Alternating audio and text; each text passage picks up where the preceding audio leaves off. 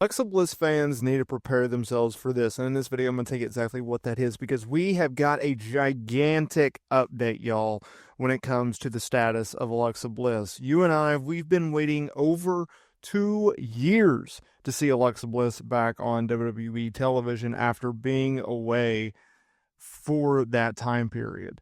Her pregnancy, her time off, her recovery, and her getting back into ring shape. I think people underestimate the effort and all the process that goes along with in-ring shape and getting used to it, especially for a woman who, gave birth over a year ago. And so Alexa Bliss, she's returning. We've known that for a while. First, it was reported by PW Insider that WWE was waiting until the new year, waiting until 2025 for Alexa Bliss to return. And that got people talking and got people like myself talking about her and what they could potentially do with her. Would she return as the classic Alexa Bliss, the goddess, if you will? Would she return as part of a member of the Wyatt Six? What would she do? What would they do? Would she come back as a babyface? Would she come back as a heel? There's a lot of questions when it comes to Alexa Bliss's return, and I think we got some answers with a new report that we're going to talk about today. But I also think that there's something that Alexa Bliss fans aren't thinking about, and that is what I'm going to touch upon here in a minute. But this is the ways that we know about her status, okay? Because WrestleVotes, they reported on Thursday that Alexa Bliss's return to WWE television is on the horizon, with WWE starting work on her future plans, including merchandise and promotional materials already in development. So that's great to hear.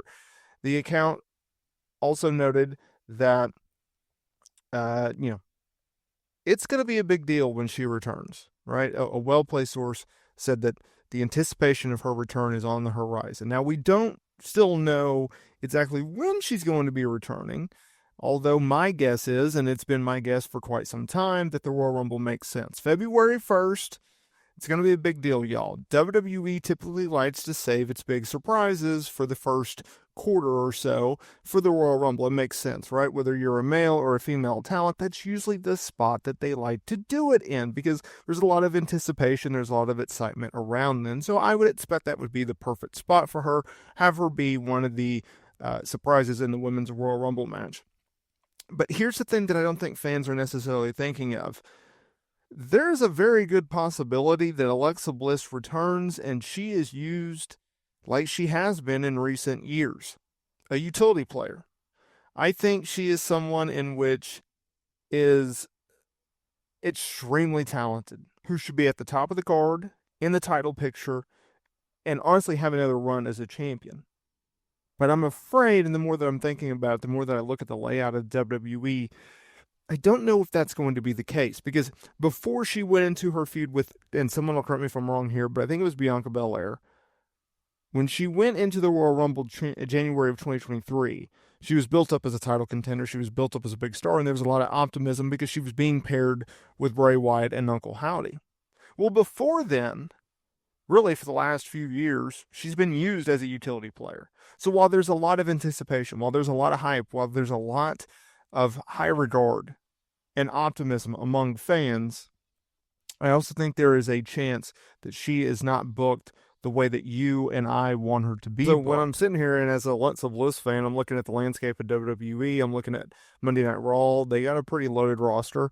I'm looking at SmackDown, they have an even loaded roster. You have talent coming up from NXT. Where does Alexa Bliss fit into the pecking order? Where does Alexa Bliss fall under the category of top tier stars, right?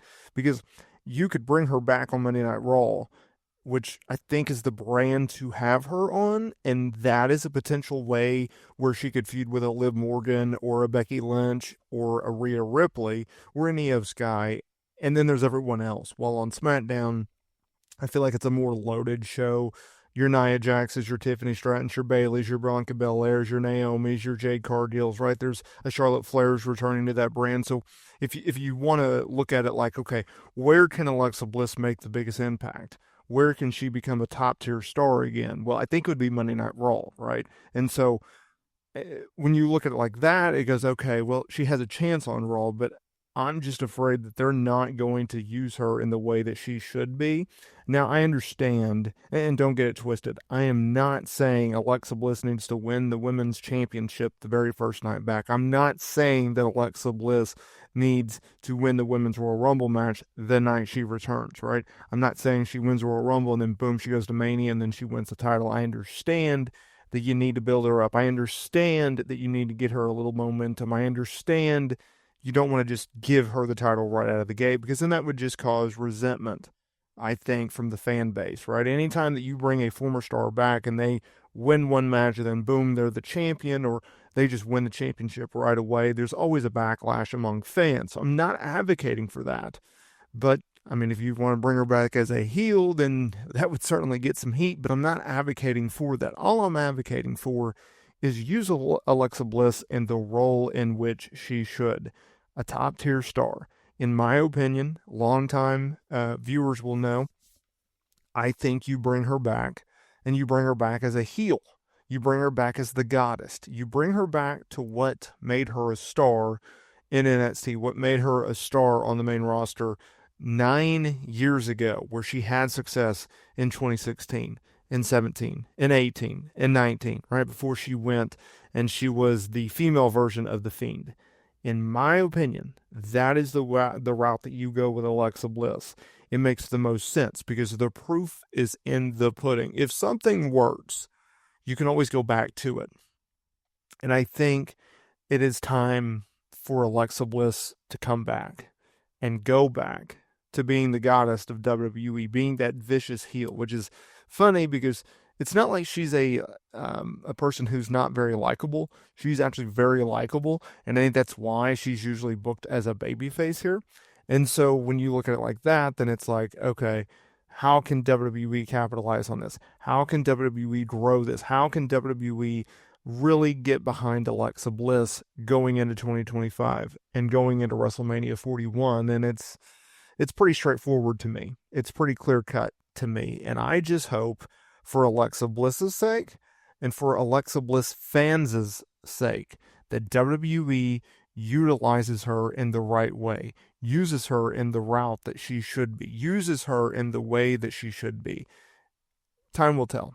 Time will tell. I'm optimistic, but I'm also realistic, and I think that they're going to use her, but I don't know how far they're necessarily gonna go with her. That's my only trepidation, right? So we will see. We will see how everything turns out for Alexa Bliss.